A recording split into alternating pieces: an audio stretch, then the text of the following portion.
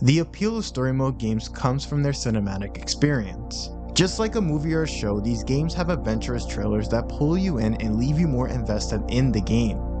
Then when you finally have it, their thrilling stories have you passionate about the world. They have cutscenes that look visually stunning and choreographed perfectly in terms of the camera angles, lighting, and music choices. You start to form a genuine bond with the characters and the missions you've accomplished. And the way the game is constructed, it feels like you're integrating into a fascinating narrative. And just like a movie or a show, no matter how many times you have finished that game, you always see yourself coming back and replaying it. That is the power of a compelling story. Not her, you know. What? Maria told me about Sarah. Ellie? And You are treading on some mighty thin ice here. I'm sorry about your daughter, Joel. But I have lost people too. You have no idea what loss is. No, you're wrong! You are everything I wanted to be! I don't know what to do. Yes, you do. It was all a lie. There's nothing wrong with you. Nice of you to say, but you of all people should know there's plenty wrong with me. No matter how pretty the game looks or how satisfying or addictive the gameplay is, the leading reason you're invested is because of the story. Even though the story mode game might not have the longevity as a multiplayer shooter game would, with multiple seasons and constant content, you might see yourself play the story mode game rather than the multiplayer game because of how it makes you feel and how emotionally attached you are towards it. You are an observer to a new world, to new possibilities, to a story that might be revolutionary or impactful. You are spectating cinema. But what happens when that story becomes more immersive than cinematic? When a cinematic experience becomes unscripted? When the narrative becomes unpredictable? When do you stop being a spectator and become a participant? What happens when you have the opportunity to make decisions in your games? Choices are a very important part of our lives. We, as individuals, are defined by the choices we make. Some of our decisions can have very significant consequences and totally change the courses of our lives.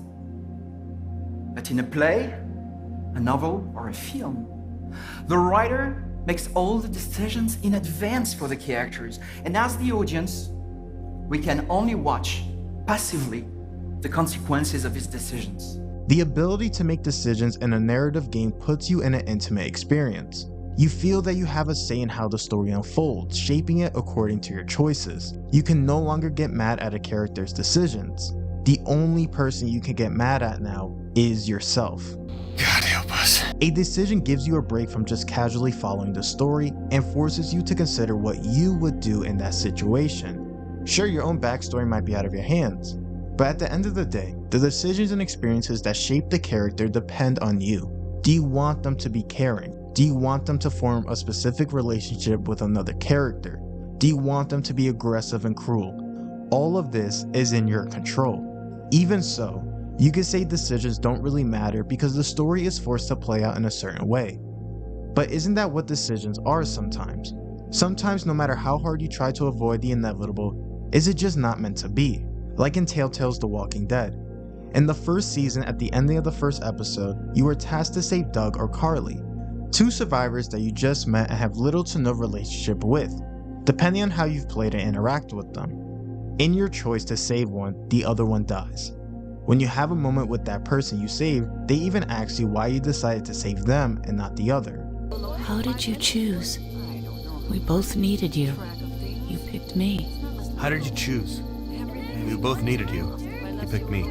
But later in Season 1, Episode 3, the character you saved dies by Lily, one of the other survivors that is with you. So no matter who you save, they die regardless. Or in Telltale Batman, Harvey Dent will always become Two-Face no matter what.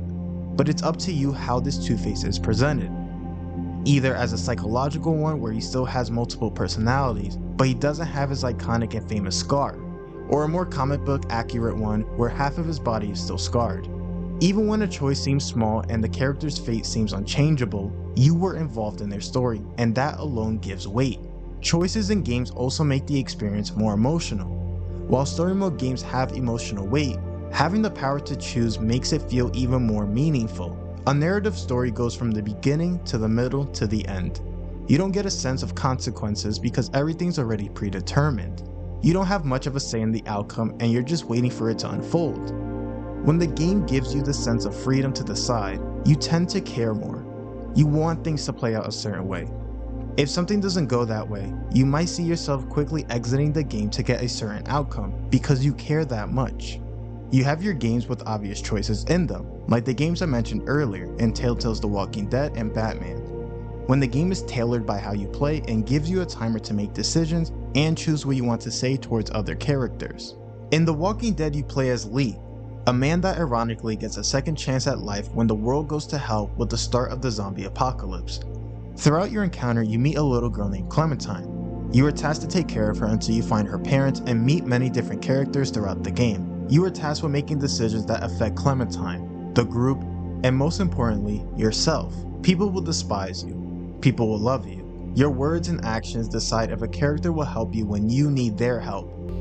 Lee, man, you know I care about Clementine, and I am a Christian man, and I keep asking myself, if this was me, asking you for help, asking you to put your life on the line, would you be there for me?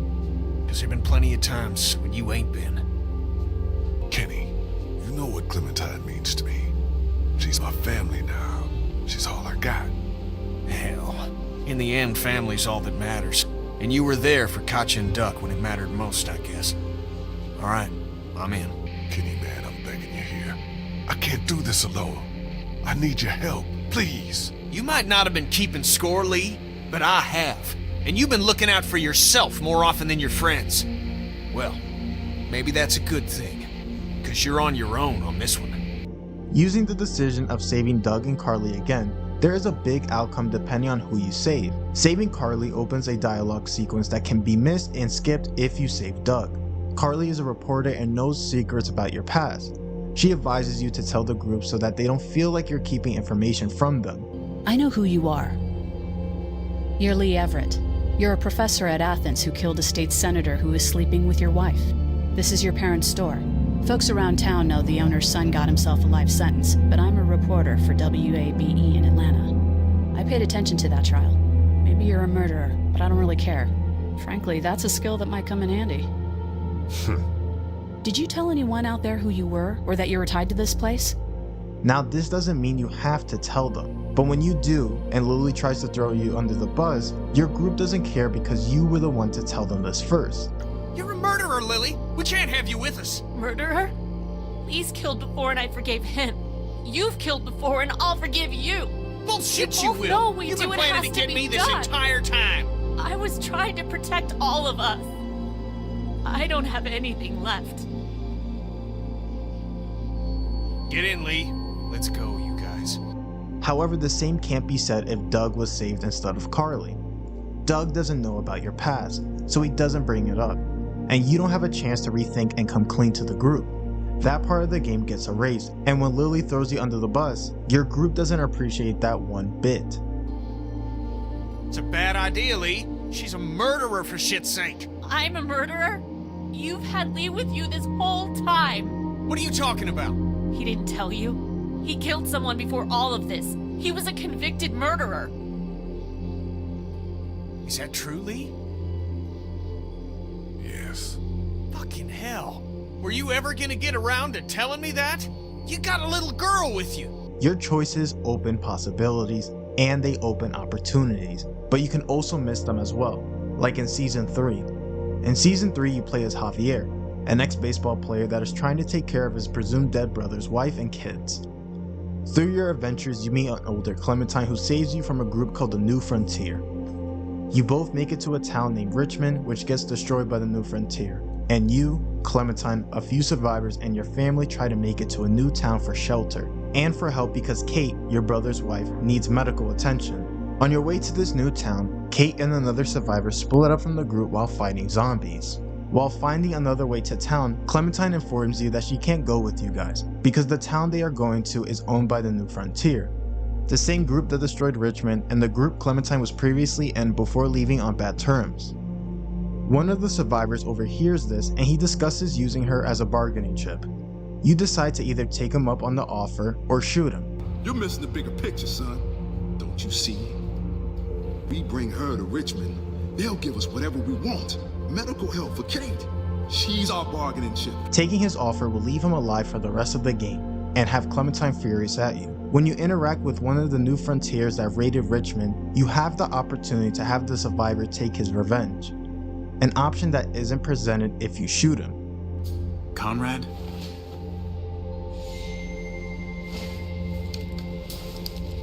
What? He got the guts to kill another man? No. You're not a man. You're nothing. If you decide to kill the survivor and not use Clementine, he is obviously dead, and you can't offer him the choice to take his revenge. One of the other survivors gets furious at you when he finds out you killed him. A friendship that you built throughout the game can disappear with this decision. In Telltale Batman, you are tasked with taking control of Batman. You get to represent your own Batman and decide what kind of hero you want to be. Are you a hero that only sees the world as black and white and has a very small circle of trust? Or are you a hero that opens up and allows other people into your life? When you make a decision, people will remember the choice you made and remind you of it afterwards. We're not getting a shred of usable testimony out of Eli Nabel.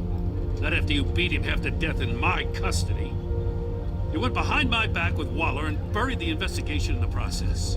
This is beyond the goddamn pale. What were you thinking? How could you undermine me like that? The trust between us, it's gone.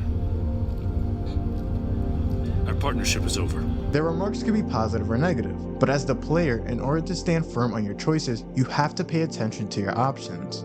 You might often ask yourself, are you okay with what you just did? Like in Season 2 when you and Catwoman are after a computer that has useful information on it. It's a race to see who gets it first. While you hunt for the computer, Commissioner Gordon informs you that he is sending a strike team to track Catwoman. I know your friend Catwoman's in town. Got a rap sheet that'll put her away for life. Maybe I can't move on Bruce Wayne, but I can move on her. As soon as I get back to the office, I'm sending out a task force after her. And you better not tell her we're coming. This can be used to slow down Catwoman from getting this computer and giving you more time. However, this is a character that you have bonded with over the time and course of the game and have feelings for. Are you willing to let her, or maybe the officers, get hurt while you try to get the computer first? Or are you willing to risk the computer to make sure that she is safe? Not telling her about the strike team causes her to get hurt and builds a wedge between the two of you. Even though she gives you the benefit of the doubt, you still betrayed her trust, which causes her to become your enemy. If you do tell her though, then she will get the computer before you get a chance, but she'll be very appreciative that you didn't sell her out to the police. She'll be more supportive and help you do things in your heroic way, instead of her reckless way, putting people's lives into account. Then you have the decisions that shape the path of the Joker. You do believe me, don't you? You still have faith in me, don't you? Your old buddy John? Joker isn't the Joker we all know him to be. In this version, he is John Doe. Bingo. A recently released Arkham Asylum patient and is trying to find his own path and way to find himself. He's in a gang with Harley Quinn, Bane, and Mr. Freeze. In a mission, you must infiltrate their gang. While joining the gang, Joker starts looking up to you and you get to know him. You can either help him in shaping the kind of person he wants to be, gaining information while building a relationship with him, or disregard his needs and just use him to get information. This all ties together in the final choice in Season 2, Episode 4, when you find that Joker has killed a bunch of officers. Joker says it was in self-defense, but it's your choice to believe him or not. Deciding to believe him makes him maintain allegiance with you. He tries to fight crime your way and become more of an apprentice, making him a vigilante. If you don't believe him, he feels betrayed that you don't trust him and he takes the path of a villain. And since he feels like you don't want to be his friend, he decides to become your greatest enemy. This choice goes back to the Harvey Dent one. Regardless of your choice, he becomes the villainous Joker that we all are familiar with. But getting to see him as a vigilante first is not only a cool spin on the character, but you get to see how it happens after you altered his story. Then you have games with more choices that go through different paths and are more strict when it comes to your decisions, like Fallout and Detroit Become Human. In Fallout, you are literally playing yourself. You get to visualize and make yourself or a character that you want to represent. But at the end of the day, you are playing you. You get to decide how missions go, and who you want to side with. And your choices matter because the NPCs actually remember what you've done.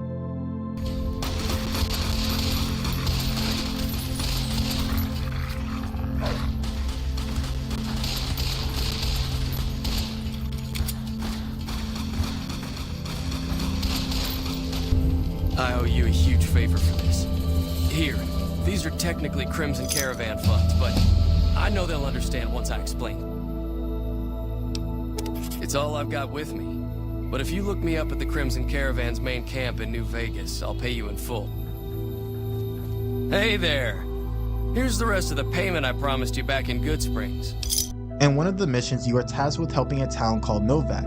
They ask you to take care of a few ghouls in a testing site because they are afraid that the ghouls will eventually cause harm. When you get to the building, you find out that the ghouls are actually nice people that don't cause any harm. They actually want to leave themselves and find a better home. They ask you to take care of a few Night King, which are demons, in the basement for them to reach some spaceships that will help them reach their new home. When you get to the basement, you find one Night King, and he asks you to find some equipment for him. If you do so, he will command the other Night Kings to leave the site peacefully.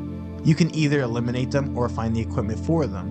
When the Night Kings have been dealt with, the ghouls move to the basement. After helping them find parts to activate the spaceships, you are tasked to launch it for them. You have a few options in regard to how the launch goes. You can either just launch the ships, recalibrate the ships so they can have a smoother travel, or have the ships crash into each other. Recalibrating the ships or having them crash requires you to upgrade your science skills. This option is not always available, but this is something you can do. Regardless of your choice, the town folks will praise you for getting rid of the ghouls. But this decision puts your morals into question, because the ghouls were nice to you. They didn't cause any harm, and they thanked you for all your work and praised you for what you did. There is no way that we can thank you enough, Wanderer. Your arrival here was a blessing. We will remember you, always. Praise the Creator. Bless you, Wanderer. Bless us all. Sure, this choice doesn't have a distinctive consequence behind it, but it does question the character that you are building in this game. Like when a few goons hold some NCR soldiers hostage. A few of the NCR are ordered to take them down. You volunteer to help when you find that one of the goons was in a group that almost got you killed. When you find the goon, you can either take your revenge or reason with him. By bargaining with him, he gives you information on the man in the group that almost got you killed and lets the hostages go. In exchange, you let the goons go for free from the NCR. But if you go back to the NCR and tell them to kill the goons instead, going back on your words, you lose karma, which impacts how NPCs interact with you and see you as well. Another choice is you doing a job for a scientist where he wants you to get information out of Vault 22 that was consumed by mutated bugs and plants. He will pay you good currency for the job. Right before leaving, you get asked by another scientist to try to find a survivor that she is worried about, that was also located in Vault 22. She will pay you as well. Not as much as the other scientist, but she is worried and wants to know about her friend. While there, you fight a few bugs and find the information that you were looking for. You could leave right after that. You could just go back, get your caps, and go on your way, completely forgetting about the side quest you were given to find the other survivor, and probably killing her in the process. But if you do decide to find her, you are successful in doing so. She asks if you can give over the information you were paid to find in Vault 22 to her, in order to prove that what they're doing down there is wrong. You can either give her the information and do what is right, so that no one has to deal with this ever again, or completing your task and paying no attention to safety or consequences, focusing on becoming more wealthy and completing a given task. If you give her the information and go back to the scientist, the one that asked you to find her is really grateful and really appreciates it. And the main scientist is upset by what you did. Thanks for keeping her safe. Here's the caps I promised. I knew I had a good feeling about you. Keely, again. Do you understand what that rotting old bitch has done? Thousands of people, mass starvation. We had a chance to avoid that. And I had a chance to prove that scientists could be more than a bunch of useless idealists. But Keely doesn't give a goddamn about that, does she? You're an accomplice in this. Keely is one old woman. You could have easily stopped her. You're either incompetent or you're on her side. Now get out of this office. Get out. If you refuse to give the woman the information, she starts to fight you and you have to kill her. The main scientist is happy and pays you the large amount, even larger if you smooth talk your way to get it. But the other scientist is nervous. Depending on your level in a certain category, you can lie and have her still give you the money, or she could see through your lie. Or you could just tell her the truth. Dead? But that's terrible. You're sure? You saw her body? With the way she looks, maybe she just seemed dead and she really wasn't. No. You've seen enough death to know the difference. I didn't mean to sound ungrateful. I know you tried. Keely was brilliant. She'd seen so much. What a horrible waste. It is up to you to play the game how you want, thinking about what is more important to you. The game isn't narrow at all when it comes to completing a mission. You have multiple ways to complete a mission, and the way you want to complete it depends on how you want your character to be represented. An honest character, a person that doesn't care about other people's lives, outgoing to make sure someone else is happy. What will satisfy you when other people talk about you? In Detroit Become Human, you play as 3 different characters.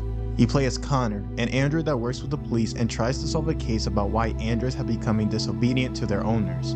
You play as Marcus, an android who starts a revolution for androids to make them free and allow them to be considered as humans.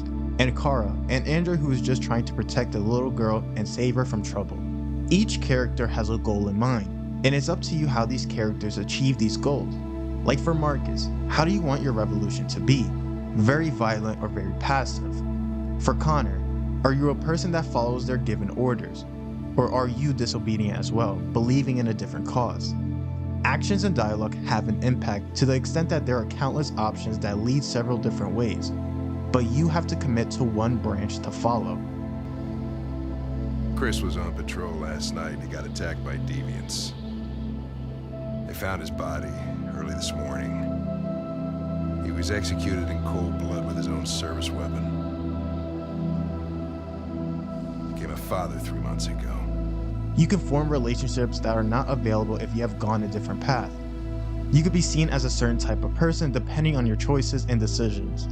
It is up to you to explore an adventure to find these things that might not have an importance then, but much later turn out to be very crucial.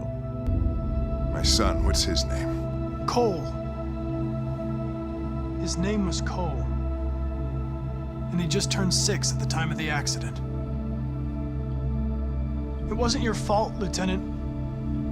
A truck skidded on a sheet of ice and your car rolled over. Cole needed emergency surgery, but no human was available to do it.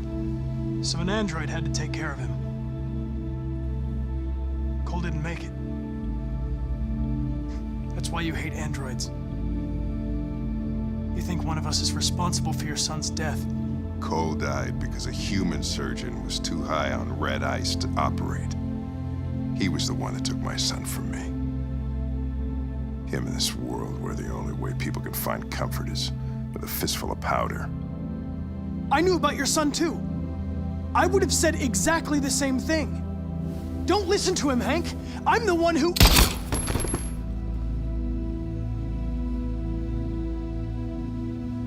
Yeah, I've learned a lot since I met you, Connor. Maybe there's something to this. Maybe you really are alive. Then you have games that hide their decisions in them, like Spec Ops The Line and Silent Hill 2, where the game doesn't have obvious choices, but the ending the game gives you depends on how you play. Spec Ops has you playing as Captain Walker, a military character that is tasked with... What mission? We're basically poking a dead dog with a stick. We have our orders. Locate survivors, leave the city immediately. Radio command from outside the storm wall. Send in the cavalry, go home. Throughout the game, things tend to get a little complicated, and you have to decide what type of man you want to be. Are you a man that obediently follows orders, or are you willing to rebel and do things that you believe are right? Are you willing to let a man suffer, jeopardize his life for the safety of civilians? After the public kills one of your comrades, are you willing to swallow your pride and let them go? Or are you going to seek revenge? The game doesn't tell you that you don't have to kill them. If anything, the way the scene plays out, it almost seems like the game is telling you to take your revenge. But it's up to you to find your own way out of the situation. At the end of the game, you finally meet the person that caused all of this pain and suffering, that being you. You are the villain of the story. You are the person that caused all of this by killing off their water supply and accidentally harming civilians when you thought they were enemies. You envisioned one of your old comrades, Conrad, as the mastermind behind all of this because you couldn't stomach that all of this happened, all of this killing, all of this murder, and all of this pain was your fault. You are given one more choice. Swallow your pride and take accountability of your actions and stop. Or keep pushing and following your orders by stopping the bad guy. If you take accountability, Walker dies and that is the end of the game. However, if you shoot Conrad, you deny accountability and you finally go home. Or so you think. Instead, there is an epilogue where the game asks you one more time if you take accountability, or if the mission is still on. Soldiers come to the rescue, and you can either lay your weapon down and leave with the soldiers, or fight. When you fight them, you can either survive or die, giving you 4 endings for the game. 2 where you take accountability, or 2 where you still are in the mindset of following orders and completing your mission. The game doesn't tell you that you can fight the soldiers, but it's up to you again to look at the situation and see what is available at your disposal. The game does this a few times by hiding the decisions and making you think before you act. Now's our chance, Walker. We got an open path straight to Gould. What about the civilians? We gotta save them. Look, I know it sucks, but Gould's vital to our mission. The civvies aren't. Our mission is to rescue people. Please, Captain. We need Gould. Let me take the shot. We can't let these people die, Walker. We know it's the right call. In Silent Hill 2, you play as James Sunderland, a man that goes to a town called Silent Hill. He leaves after receiving a letter from his dead wife that passed away 3 years ago after being ill with a sickness. Throughout your time in Silent Hill, you realize it isn't a safe place, but has a bunch of monsters and deadly paths that constantly put you in danger. But this hindrance is more personalized to James than he and you realize. The monsters are supposed to symbolize his last moments with his wife. The lying figures are supposed to represent James's wife's illness and the final days in the hospital. The nurses are supposed to represent James's sexual frustration towards his wife and inability to see women as humans rather than objects. Thus why they have explicit clothing and you're unable to see their faces. Maria, a character you meet that looks exactly like James's wife Mary, is a figment of James' imagination. She is a test given to James to push him to acknowledge his own past actions and feelings towards his dead wife Mary. All of these clues are for you and James to realize why you're in the town in the first place. While playing, the game implements choices. It's not a timer or an option that you have to pick. The hidden choice is by how you play the game. The game monitors how much you heal yourself, specific dialogue that you listen to, items that you've looked at, and how you interact with characters. Do you play reckless, not heal yourself as much, and make James listen to or read things about his wife?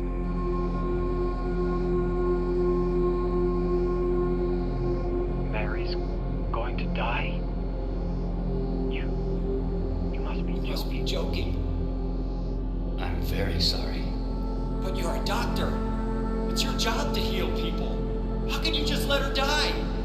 Please, calm down. As her doctor, I promise I'll do what I can. But there's still no effective treatment for her condition. How long does she have? I'm afraid I'm not sure. 3 years at most. Perhaps 6 months. It's impossible to say with certainty. If so, you get an ending where James regrets what he did, remembers that he was the one that killed Mary, and drives into the ocean. Do you heal a lot and skip all of these harmful messages? If so, you get an ending where James leaves Silent Hill. He accepts what he did and is able to move on. You're given an ending that fits how you treated James throughout your gameplay. And that way, the game gives you exactly what you asked for. The sense of making story personalized is so meaningful, even if it's intentional or not. No matter how big or small the decision is, a decision encourages you to explore options and outcomes, while also giving you a sense of satisfaction or meaning in making a choice. Here, Clem, you need something to eat. I love apples. Thank you. Okay, a sundae would be better next time. You are putting yourself in the game and in the situation, but it almost stops feeling like a game. It almost feels like you are part of the world now. And you no longer are just playing the role of the main character, but rather you are the main character.